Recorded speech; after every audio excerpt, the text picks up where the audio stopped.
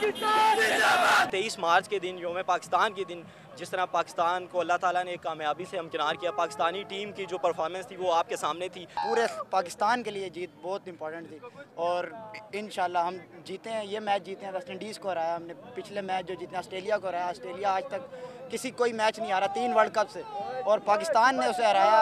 हमारे लिए इससे बड़ा क्या हो सकता है। और हम चाहते हैं कि अब इंडिया से वो मैच पाकिस्तान को और उन्हीं के होम ग्राउंड में जाएं, हरा कर आएँ, और इंशाल्लाह पाकिस्तान हराएगा और अपना झंडा इंडिया में लहराएगा। आज पाकिस्तान ने काली आंधी को 114 रन पे ढेर कर दिया।